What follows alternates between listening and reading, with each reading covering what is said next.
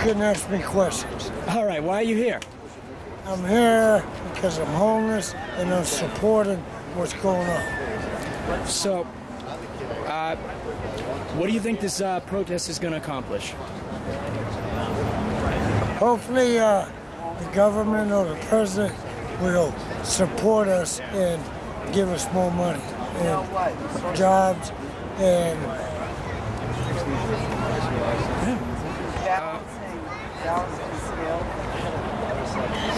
now, I'm on Social Security. What? I'm on Social Security. Uh-huh. In the last 3 years, people on Social Security has not got a raise. Uh-huh. And cost of living keeps going up. So, what do you... And I take it you're probably mad at the bankers and the wealthy class. Everybody. So do you think the basic system can be reformed? I hope so. You hope so? Okay. So have you been following events, if possible, in New York or overseas? Yes. All right, so you've been following Occupy Wall Street? I'm ready to travel with these people. I got here because I joined the marching band going down the streets. Yeah. And it was awesome. And like I said, you know, everything is wrong with the economy. Yeah. Is there anything else you'd like to add that I didn't ask? No. Okay, thanks for talking to me. All right, thank you. Why are you here at Occupy Boston? Well, I'm a working person. I'm a union boilermaker. I think working people have been getting screwed by the system, mainly corporate influence in politics, and glad to see people are out here fighting for a change. Have you been following events in Wall Street or overseas?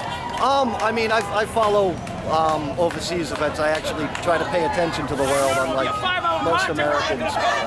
Yeah, I'm paying, you know, the whole Arab Spring thing, and you know, protests in Greece, England, and you know, I mean, look, we're catching up with the rest of the world as far as fighting back goes. What are the demands of this movement, or what do you think should be the demands if there aren't any?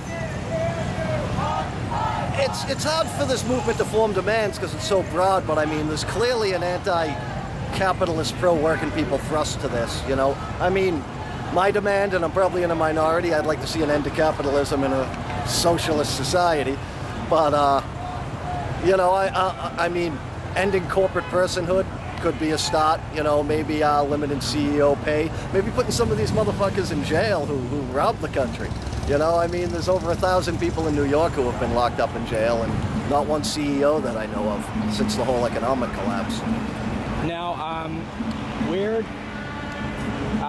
is there any questions that I didn't ask that you would like to address? Anything I didn't bring up that you think would be important? I mean, one thing that I keep bringing up, and I think a lot of people are realizing it, this ain't just spoiled college kids out here. You know, there's a lot of working people.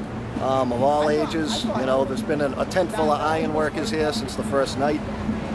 It's been getting a lot of support from working people, and despite what the press says, you know, it's not just a bunch of clowns who are living off their parents' money going to college whining about nothing. There's some serious issues, and people have, you know, seriously taken a stand on them. Now, this question is it's kind of been answered, but I do want to ask it, actually. I just thought of it. Do you think ultimately this system, whatever you may call it, capitalism or whatnot, can be reformed? I don't think capitalism can be permanently reformed. You can get reforms from time to time, like, you know, in the 30s during a mass labor upsurge, we got the New Deal, which made things slightly better for some sections of the working class, but, you know, as long as capitalists are in power, you know, they've bided their time, but they're rolling back everything to pre-Roosevelt, you know, so I mean, we can get some reforms, but those reforms are constantly under threat as long as rich people run the country. Okay, thank you for talking to me. All right, thanks.